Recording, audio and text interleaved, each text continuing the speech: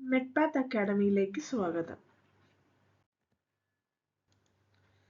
ഇന്ന് ഞാൻ നിങ്ങളോട് ഷെയർ ചെയ്യാൻ പോകുന്നത് എക്സാംസിന് എങ്ങനെ പ്രിപ്പയർ ചെയ്യാമെന്നാണ്. മെയിൻലി 4 കാര്യങ്ങളാണ് ശ്രദ്ധിക്കേണ്ടത്. ഒന്നാമതായി, എങ്ങനെയാണ് എക്സാമിന് പ്രിപ്പയർ ചെയ്യേണ്ടത്. രണ്ടാമതായി, എക്സാം ടൈമിൽ അവോയ്ഡ് ചെയ്യേണ്ട മിസ്റ്റേക്സ്. 3, time management. നാലാമതായി, സെൽഫ് മോട്ടിവേഷൻ. ഓരോ പോയിന്റ്സും നമുക്ക് ഡീറ്റെയിൽ ആയിട്ട് നോക്കാം. First one, how to prepare. ഏത് എക്സാം അറ്റൻഡ് ചെയ്യണമെന്ന് ഡിസൈഡ് ചെയ്യുക. ലൈക്ക് ദുബായിലാണ് വർക്ക് ചെയ്യാൻ നിങ്ങൾ ആഗ്രഹിക്കുന്നതെങ്കിൽ DHA, അങ്ങനെ ഏത് എക്സാം ക്രാക്ക് ചെയ്യണമെന്ന് ഡിസൈഡ് ചെയ്യുക. ബിക്കോസ് ഓരോ എക്സാമിൻ്റെയും സിലബസ്, അതിന് ചോദിക്കുന്ന ക്വസ്റ്റ്യൻസിൻ്റെ പാറ്റേൺ, അതിൻ്റെ ടഫ് ലെവൽ എല്ലാം ഡിഫറെൻ്റ് ആണ്. അതിനെപ്പറ്റി കൂടുതൽ അറിയാൻ താല്പര്യമുണ്ടെങ്കിൽ ഞങ്ങളെ കോൺടാക്ട് ചെയ്യുക. ഇപ്പോൾ നിങ്ങൾക്ക് കോമൺ ആയിട്ടുള്ള കുറച്ച് ടിപ്സ് പറഞ്ഞു തരാം. ആദ്യമേ തന്നെ ഞാൻ മുന്നേ പറഞ്ഞ പോലെ നിങ്ങൾ അറ്റൻഡ് ചെയ്യാൻ പോകുന്ന എക്സാമിന്റെ ഫോർമാറ്റ് മനസ്സിലാക്കുക. ആ ഫോർമാറ്റിന്റെ ബേസിസിൽ വേണം വർക്ക് ചെയ്യാൻ. Then create A study plan. ഓരോ ദിവസവും നിങ്ങൾക്ക് എത്രമാത്രം ടോപ്പിക്സ് കവർ ചെയ്യണം എന്ന പ്ലാൻ ഉണ്ടായിരിക്കണം. പഠിക്കുന്ന ടോപ്പിക്സിന്റെ നോട്ട്സ് പ്രിപ്പയർ ചെയ്യുക. അതായത് ഡീറ്റെയിൽഡ് നോട്ട്സിന്റെ ആവശ്യം നമ്മൾക്കില്ല. ഒത്തിരി ഇമ്പോർട്ടൻ്റ് ആയിട്ടുള്ള പോയിന്റ്സ് അല്ലെങ്കിൽ നിങ്ങൾ എപ്പോഴും മറന്നു പോകുന്ന പോയിന്റ്സ് മാത്രം ഇൻക്ലൂഡ് ചെയ്യുക. കൺസൈസ്ഡ് ആയിട്ടുള്ള ഒരു നോട്ട് വേണം നമ്മൾക്ക് ആവശ്യം. കാരണം നമുക്ക് ലാസ്റ്റ് മിനിറ്റ് റിവിഷന് വേണ്ടി ഇത് സഹായിക്കും.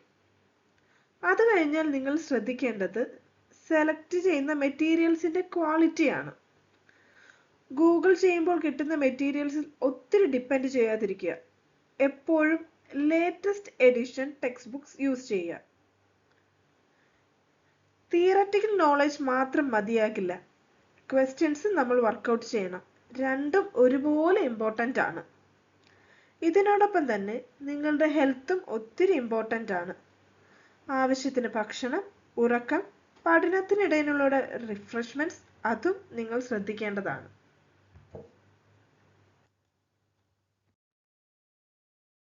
കോമൺ ആയിട്ട് സ്റ്റുഡൻസ് വരുത്തുന്ന മിസ്റ്റേക്സിനെ പറ്റിയാണ് ഞാൻ അടുത്ത് പറയാൻ പോകുന്നത്. ഒരു ക്വസ്റ്റ്യൻ നിങ്ങൾക്ക് കിട്ടിയാൽ പ്രോപ്പറായിട്ട് ഫസ്റ്റ് ടു ലാസ്റ്റ് കോൺസെൻട്രേറ്റ് ചെയ്ത് വായിക്കുക.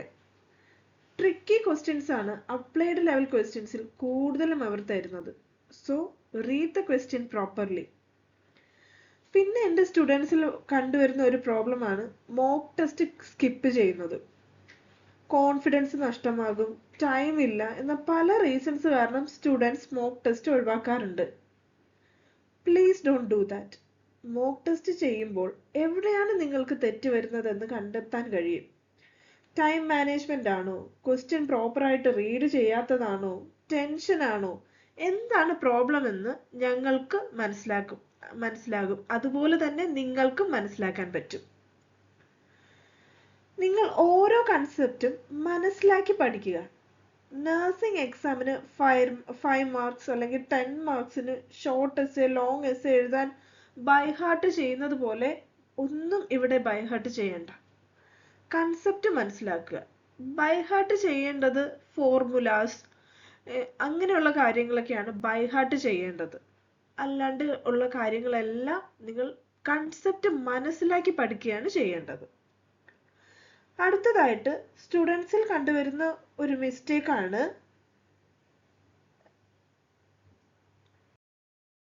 അനാവശ്യമായിട്ടുള്ള ടെൻഷൻ. എക്സാം അറ്റൻഡ് ചെയ്യുമ്പോൾ അറിയാത്ത ഒരു ക്വസ്റ്റ്യൻ കിട്ടിയാൽ ടെൻസ്ഡ് ആകുന്നത്. അതിൻ്റെ ആവശ്യമില്ല. നിങ്ങൾ 150 ഓർ 180 ക്വസ്റ്റ്യൻസ് അറ്റൻഡ് ചെയ്യുന്നതിൽ ഒരു ആൻസർ തെറ്റായി എന്ന് വിചാരിച്ചിട്ട് നിങ്ങൾ ഒരിക്കലും ഫെയിൽ ആകത്തില്ല. മാത്രമല്ല ക്വസ്റ്റ്യൻസ് ഫ്ലാഗ് ചെയ്യാനും മാർക്ക് ചെയ്യാനുമുള്ള ഓപ്ഷൻസ് ഉണ്ട്. നിങ്ങൾക്ക് ഡിഫിക്കൽട്ട് ആയിട്ട് കിട്ടുന്ന ക്വസ്റ്റ്യൻസ് ടാഗ് ചെയ്യുക. റിമൈനിങ് ക്വസ്റ്റ്യൻസ് എല്ലാം ആൻസർ ചെയ്തിട്ട് എക്സാമിന് ലാസ്റ്റ് ആയിട്ട് ടാഗ്ഡ് ക്വസ്റ്റ്യൻസ് എടുത്ത് വീണ്ടും അറ്റൻഡ് ചെയ്ത് നിങ്ങൾക്ക് എക്സാം ഫിനിഷ് ചെയ്യാവുന്നതാണ്. Next, time management. ഞാൻ മുന്നേ പറഞ്ഞതുപോലെ ആദ്യം അറിയാവുന്ന ഈസി ആയിട്ടുള്ള ക്വസ്റ്റ്യൻസ് ആൻസർ ചെയ്യുക. ടഫ് ക്വസ്റ്റ്യൻസ് ടാഗ് ചെയ്യുക. എന്നിട്ട് ബാക്കിയുള്ള എല്ലാ ക്വസ്റ്റ്യൻസും അറ്റൻഡ് ചെയ്തതിന് ശേഷം ടാഗ്ഡ് ക്വസ്റ്റ്യൻസ് ചെയ്യുക. നമ്മൾക്ക് അലോക്കേറ്റ് ചെയ്യുന്ന ഡെസ്ക്ടോപ്പിൽ ടൈം റണ്ണിങ് ആയിരിക്കും. ഇടയ്ക്കിടെ ടൈമും നോക്കുക. എല്ലാ ക്വസ്റ്റ്യൻസും ആൻസർ ചെയ്തതിന് ശേഷം ടൈം ഉണ്ടെങ്കിൽ മാത്രം റിവ്യൂ ചെയ്യുക. അവസാനമായി എപ്പോഴും മോട്ടിവേറ്റഡ് ആയിരിക്കുക. ക്വസ്റ്റ്യൻസ് പ്രാക്ടീസ് ചെയ്യുമ്പോൾ തെറ്റിയാലോ പഠിച്ചത് മറന്നുപോയാലോ ഡിപ്രസ്ഡ് ആകരുത്. വീണ്ടും പഠിക്കുക. പഠനത്തിനിടയിൽ ബ്രേക്ക് എടുക്കുക. എന്ത് ഹെൽപ്പ് ആവശ്യമുണ്ടെങ്കിലും മെന്റേഴ്സിനെ അറിയിക്കുക. വരും ദിവസങ്ങളിൽ മറ്റു ചില വീഡിയോസുമായി കാണാം. ഓൺലൈൻ ക്ലാസ്സുകൾക്കായി ഞങ്ങളെ കോൺടാക്റ്റ് ചെയ്യുക.